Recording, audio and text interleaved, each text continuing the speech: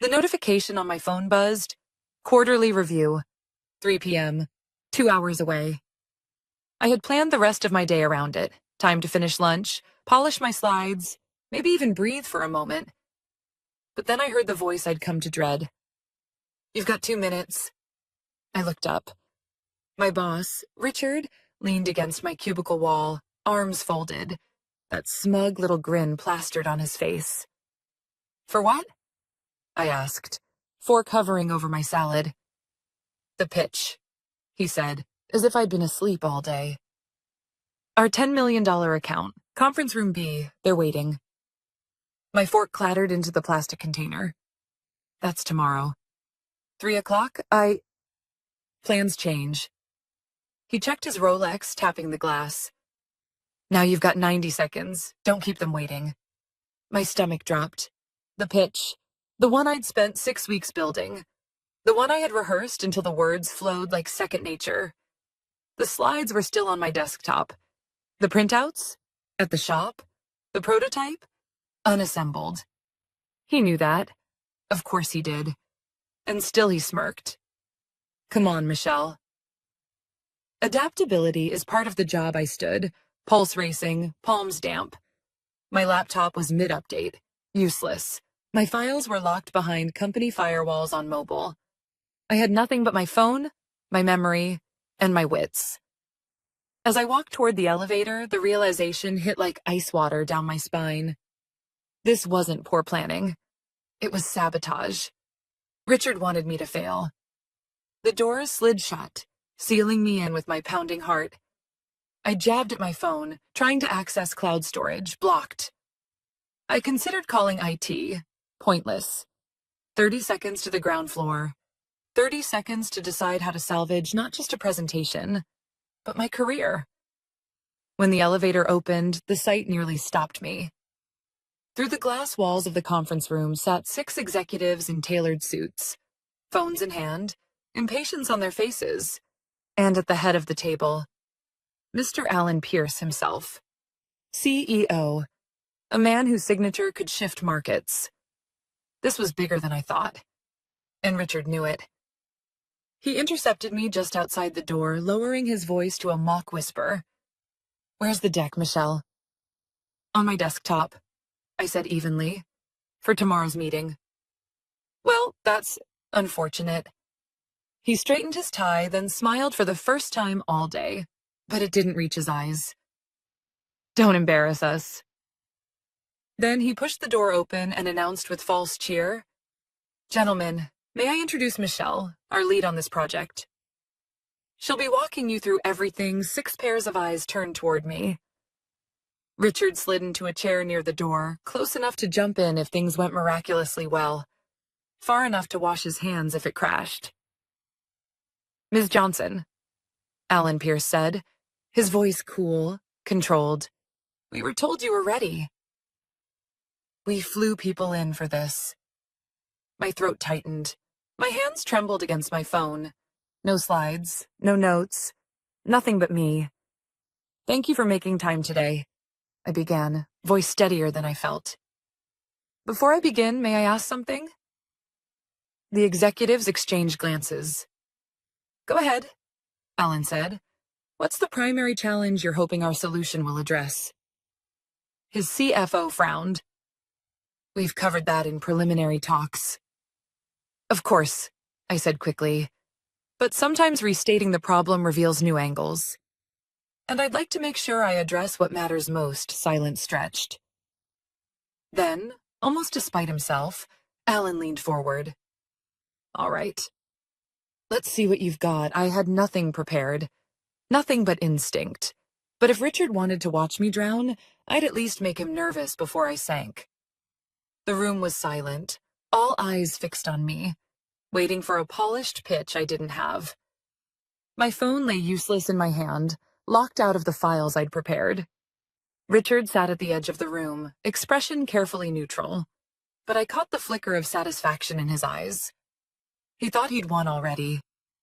I forced myself to breathe, steady and slow.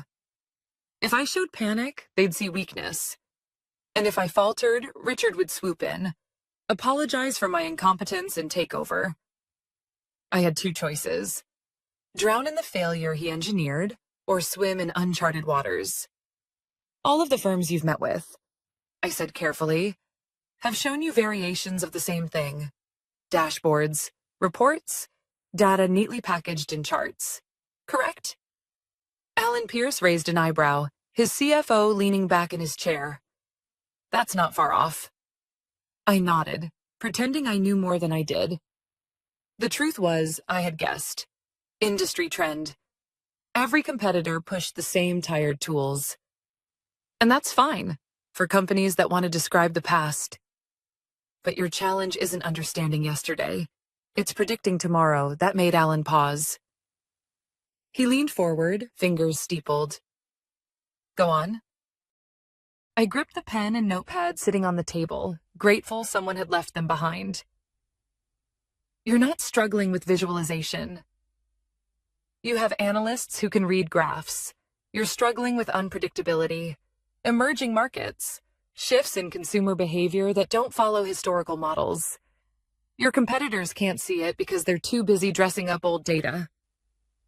The COO exchanged a look with the CFO. I caught the flicker of interest. My pulse steadied. I had something. Alan studied me. So what are you proposing? I drew a quick sketch on the pad, crude boxes and arrows. A predictive model that uses cultural context, not just numbers, to forecast behavior. Imagine knowing not just what your customers bought, but why. What values, traditions, or even local events drive their decisions. That's where the future lies. For a moment, no one spoke. Then Alan's expression softened, almost imperceptibly. Interesting, he said. Behind me, Richard shifted in his chair. I didn't need to look to know he was panicking. This wasn't the disaster he had scripted. One of the executives asked, "How would you build such a model?" I swallowed. Step 1 is identifying blind spots in your current data. May I ask, how many firms proposed custom models tailored to each market? The CFO shook his head. None. Every pitch so far has been off-the-shelf solutions. Exactly. I circled the word context on the pad.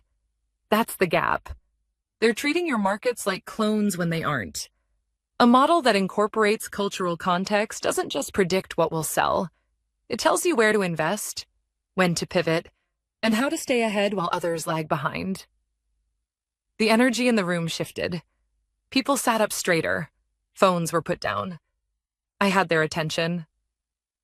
Alan raised a hand, silencing the murmurs. Michelle, was it? Yes.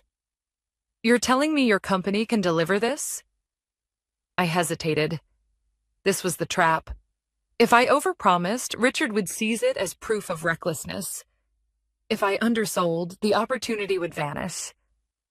I'm telling you, I've spent weeks building the foundation of it, I said finally. The details are still in development, but the vision is clear. And the results could redefine how you operate silence again. The longest seconds of my life. Then Alan smiled. Not broadly, but with the weight of someone recognizing something genuine. I've sat through 6 pitches this month. All of them polished. None of them useful. Yours is the first that makes me think differently. He stood, pushing his chair back. The room froze. Richard was already half rising, prepared to apologize, maybe to smooth over my mistake. But Alan spoke first. We need to continue this conversation, he said, looking directly at me. But not in this format. Michelle, I'd like to meet privately. Bring me your full model when it's ready. He handed me his card. Call my office to schedule. I felt the air rush out of me. My hand shook as I took the card, aware of Richard's face tightening, his carefully laid trap collapsing in front of him. Thank you, Mr. Pierce. I managed. The executives began to rise, gathering their belongings. Alan offered a firm nod before leaving, his team trailing behind. The glass doors closed, leaving the room eerily quiet. Richard's mask slipped.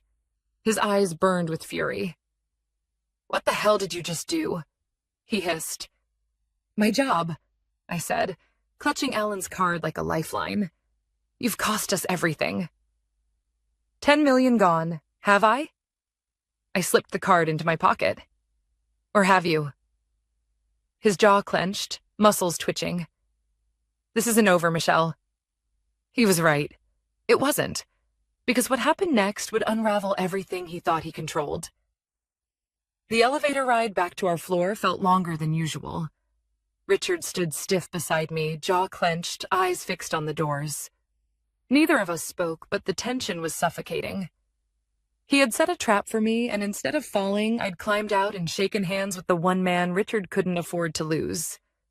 When the doors opened, he snapped into motion. My office. Now, people glanced up as he marched me across the open floor. Heads lowered quickly, but I saw it.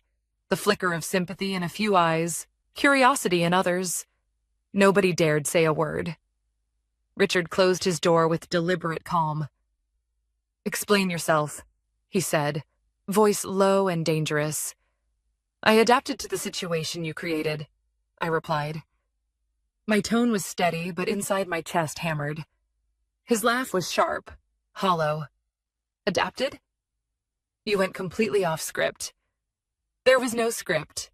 You made sure of that." He leaned against his desk, arms folded. "You've been building your own relationship with Pierce instead of representing the company. That ends today." "Alan Pierce asked for me," I said. "Not for you. Not for a team." Richard's eyes narrowed. "If you think I'm letting you steal this client, I've stolen nothing." I've worked. His lips curled. "We'll see about that." He opened his laptop and began typing. My phone buzzed almost immediately. An email from Richard addressed to the entire department. "Effective immediately, all client communications must be approved by management.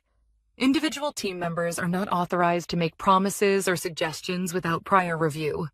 Additionally, all new business development will now require a team-based approach, rather than individual leadership. Richard Palmer, Senior Director." The message was clear. He was clipping my wings in plain sight. I stared at the screen until another ping broke my focus. A message from Zoe, my friend in accounting. "Lunch tomorrow. Need to talk. Important." I typed back, "Noon, the place with the good soup." She replied instantly, "Perfect." By the time I shut my computer down for the night, exhaustion weighed heavy. But fear weighed more. Richard wasn't finished. He'd tasted the threat of losing control, and men like him didn't forgive that.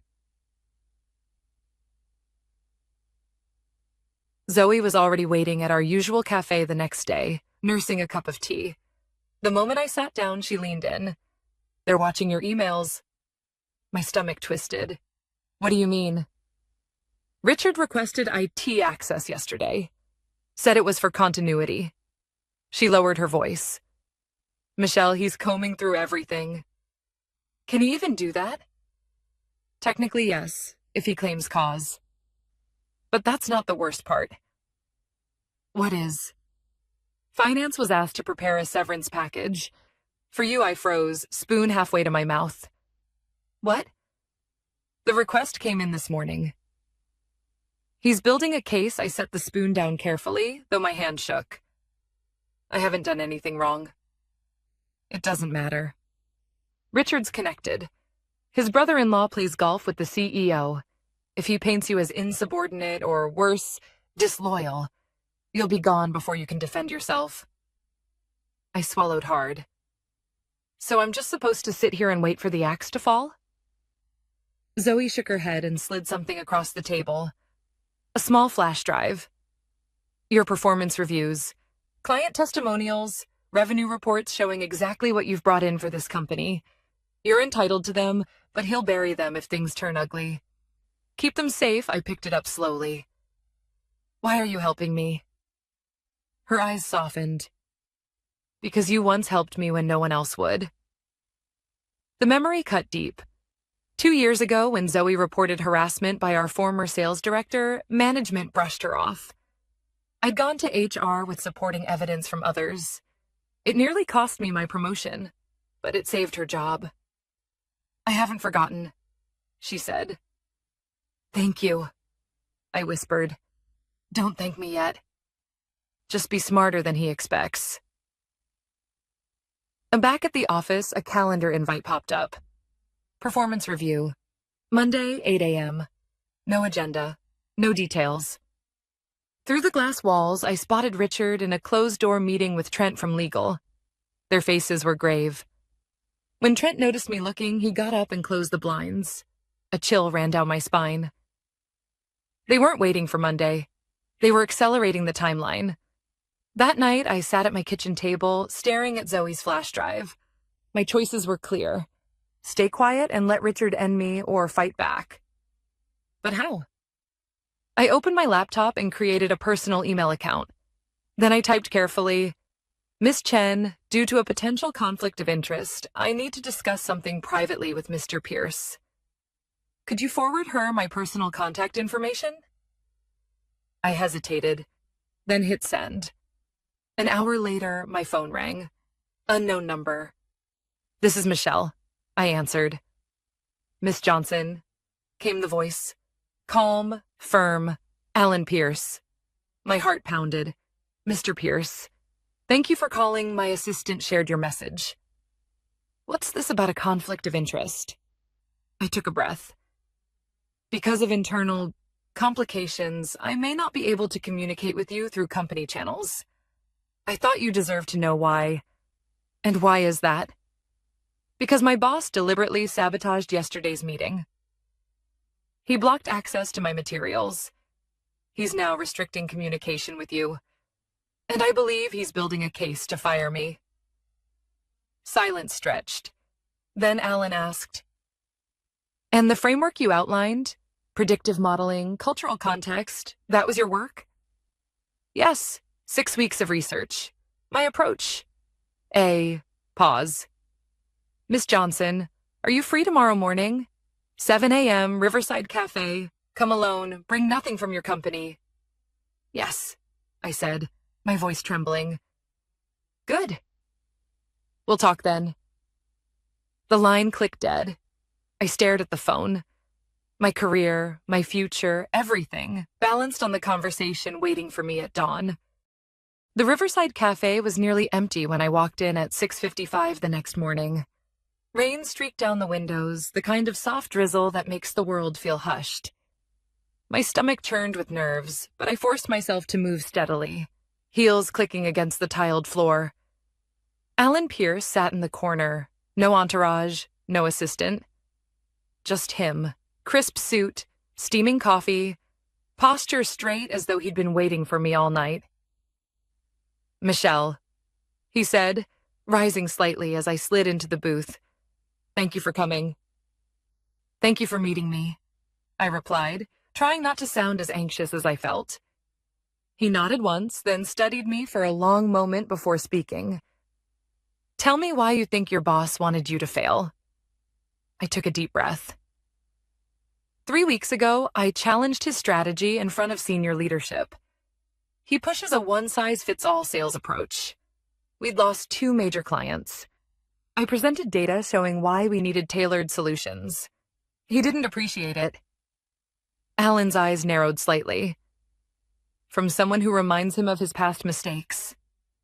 I frowned. "What do you mean?"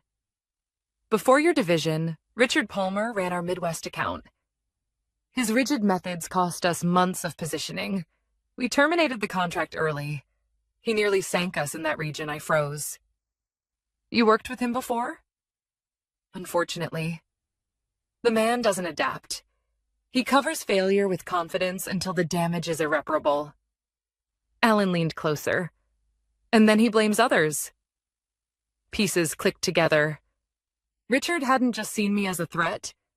He'd seen a reminder of his own humiliation.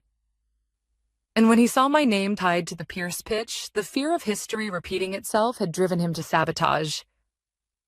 Alan reached into his briefcase and placed a folder on the table.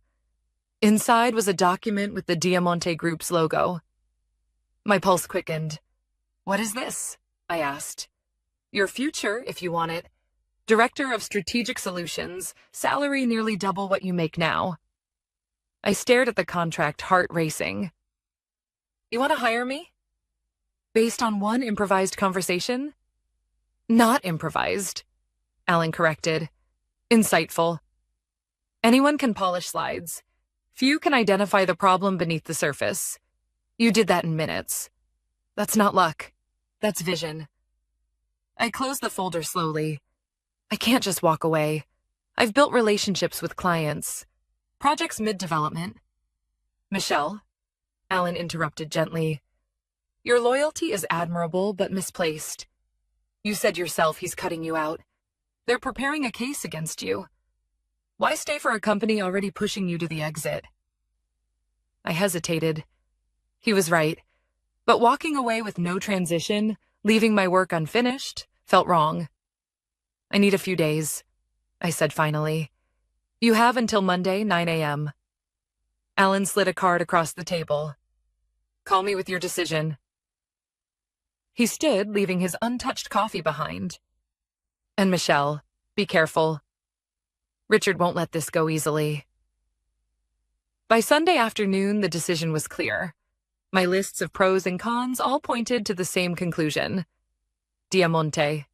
Opportunity. Respect. A chance to build something without being undermined at every turn. Monday morning, I dressed professionally, but not for the performance review Richard had scheduled. My bag was already packed with personal belongings. At 7:55, I stepped into Richard's office. He was waiting with Trent from legal. "Sit," Richard ordered. I remained standing. "What's this about?" He opened a folder, sliding a paper across the desk. "Evidence of inappropriate communication. You emailed Pierce's assistant from a personal account. That's circumvention of company systems. Grounds for termination." I kept my face calm, even as my stomach lurched. "One message. To explain why I couldn't reply through company channels." "That's enough," Trent said. "Given the severity, we're prepared to terminate effective immediately. 2 weeks severance in exchange for signing this non-compete agreement." 2 weeks. After 5 years of loyalty. My jaw tightened. I pushed the papers back toward them. "No." Richard smirked. "Then we'll fire you for cause. You'll never work in this industry again." "Actually," I said quietly, "my contract's non-compete only applies if I'm terminated for cause or accept severance. I'm resigning. Effective immediately." For the first time, Richard's mask cracked. "You can't just walk out." "I already have. You've been stripping me from projects for weeks. Consider that my transition." His face flushed red. "You'll regret this, Michelle." "I'll make sure of it," I turned at the door. "We'll see." As I walked through the office, eyes followed me. Some pitied, some admired. Only Zoe met my gaze and gave the faintest nod. She knew. Outside, I dialed the number Alan had given me. "I've made my decision," I said when he answered. "And?" "I accept your offer. With one condition, I need 2 weeks before I start." "Why?" "There are loose ends I need to tie up." Alan paused. "Very well. 2 weeks. And Michelle?" "Yes?" "I'm glad you're on our side." I hung up, my heart pounding with both fear and relief. 2 weeks. That was all I had. 2 weeks to prepare for what came next. Because Richard Palmer wasn't finished. And neither was I. The next 2 weeks were the longest of my career, yet every day felt sharpened by purpose. While Richard scrambled to rebuild his narrative, I worked quietly behind the scenes.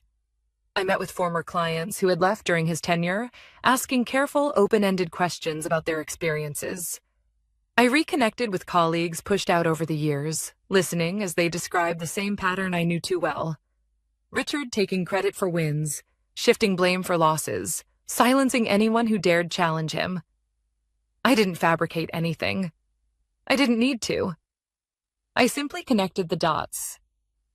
Zoe helped more than she should have, slipping me financial reports, performance data, and internal satisfaction surveys Richard had buried. Patterns emerged. Declines under his leadership, spikes when he was sidelined, client losses directly tied to his streamlined strategies. Meanwhile, I ignored every one of his attempts to bait me. Twice, emails arrived demanding transition notes. Once, he even called late at night, leaving a voicemail dripping with false authority. "You're required to comply, Michelle. Don't test me." I deleted it. He'd already tested me enough. The Friday before my official start at Diamante, Zoe texted me. "Board meeting tomorrow. He's claiming credit for salvaging Pierce. Says he rescued the account after you abandoned it." I smiled at the screen. Perfect timing.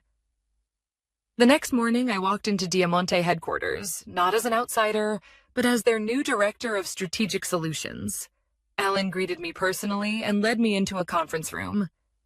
Inside sat 6 people I recognized, board members from my former company. "Miss Johnson," the chairman said, "your timing is impeccable. We were just discussing Mr. Palmer's presentation." For the next 2 hours, I listened as Alan laid out what we had compiled. Richard's history across 3 companies, client after client leaving under his watch, staff turnover, retaliation against dissenters, financial losses disguised as restructuring. It wasn't vindictive. It was factual.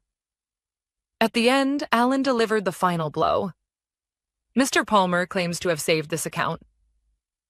Meanwhile, we are finalizing a multi-year partnership with the person he pushed out." The board members sat in stunned silence. Then the chairman spoke, voice grim. "We appreciate this information. Appropriate action will be taken immediately." I said nothing. I didn't need to. My work was already done. 3 days later, an internal memo announced Richard's resignation to pursue other opportunities. Rumors swirled about an investigation into management practices. Former employees were being contacted for interviews. Zoe texted me. "Board called emergency session." He was escorted out. I typed back only one word. Finally. 6 months passed in a blur. At Diamante, I thrived. The predictive cultural model I'd outlined in desperation during that ambush meeting became our flagship product. My team grew. My ideas weren't dismissed. They were celebrated. But life has a way of circling back. At the industry conference in Atlanta, as I reviewed my slides backstage, a familiar figure appeared in the doorway. Richard. Cheaper suit. Hollow eyes. A man who looked like he'd aged 10 years and 6 months. "Michelle," he said quietly, "congratulations on your success." I kept my expression cool. "What do you want, Richard?" He shifted, clearing his throat. "I've been consulting independently. It's been difficult. I wondered if we might clear the air, perhaps discuss collaboration." There it was. Not remorse, not apology. Just another angle, another ladder to climb. "There's nothing to discuss," I said. His mask slipped, bitterness flashing in his eyes. "You planned this. You used Pierce to take me down." "No," I said evenly. "You took yourself down. I just stopped covering for you." "The truth is you got lucky," he spat. "If Pierce hadn't taken a shine to you—" "It wasn't luck," I interrupted. "It was preparation meeting opportunity. Something you never understood." A staffer poked her head in. "Miss Johnson, you're on in 5 minutes." Richard stepped in front of me, blocking my path. "This isn't over." "Yes, it is." I walked past him without looking back. The stage lights were blinding, but the applause was real. As I presented our platform, one I'd built with my team, one rooted in everything Richard had dismissed, I caught a glimpse of him slipping out the back. He couldn't bear to watch. And that was my revenge. Not a dramatic outburst, not a public takedown, but something quieter, sharper, and far more lasting. I had stripped away the facade he'd built and let the truth show itself. I didn't destroy Richard Palmer. He did that all on his own. I simply refused to let him destroy me.